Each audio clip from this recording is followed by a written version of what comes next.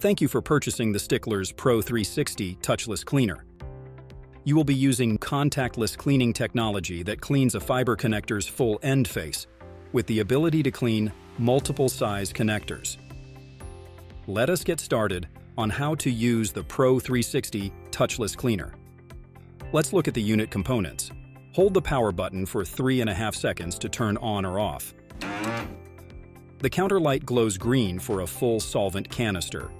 It turns yellow at 1600 cleans and then red at 2100 cleans to indicate it is time to replace the solvent canister. The battery indicator light glows green when charged to more than 9.5 volts. It turns yellow between 8 and 9.5 volts, then red at less than 8 volts. At red, it's time to recharge the battery, as the unit will not function.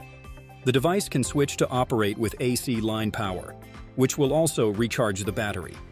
The handset stores within the carry handle. 2 cleaning tips are included.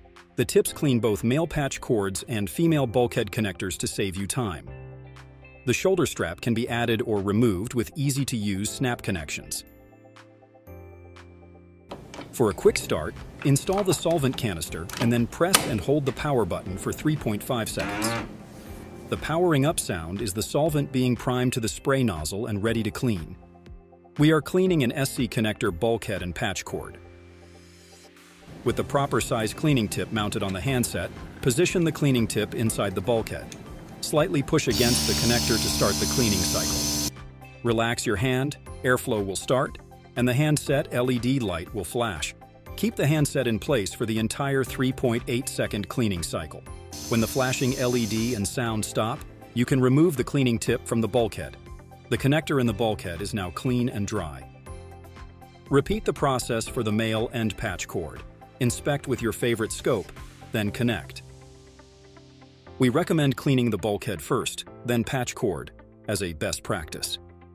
The versatile Pro360 has the shoulder strap for portable battery-powered field use, or the unit can be AC powered for in-house cable testing and assembly for higher cleaning volumes. For workbench convenience, place the handset in the handle cradle, which protects the cleaning tips from accidental bumps and damage. Make sure the metal protective hose jacket has enough play and avoid a tightly bent radius. The included 1.25mm and 2.5mm cleaning tips are easily changed. Hand tighten them over the metal spray nozzle until just snug.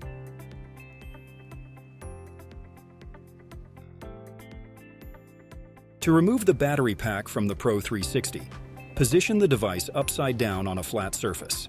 Loosen the battery tray mounting screw using your fingers. Grab the battery tray by the square end and pull up. The mounting screw stays conveniently attached to the tray. Reverse the process to replace the battery tray. For the best results and to maintain your warranty, use only the Pro360 solvent canister with your cleaning device.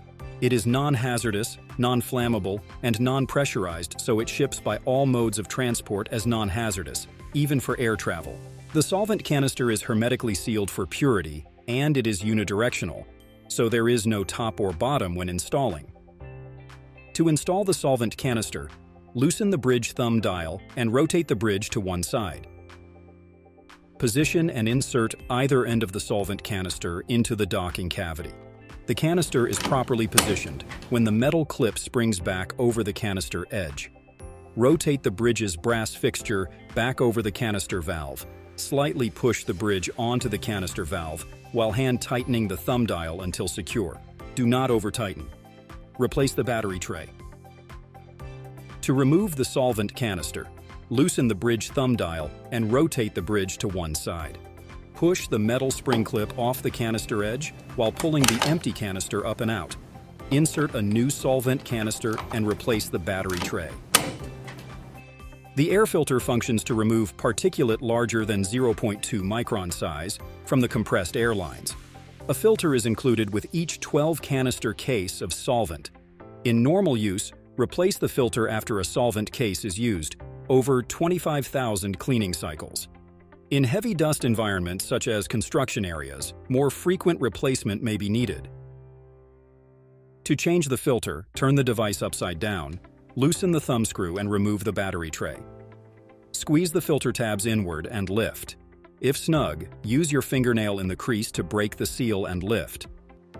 Insert a new filter in the same cavity and push until it clicks in place.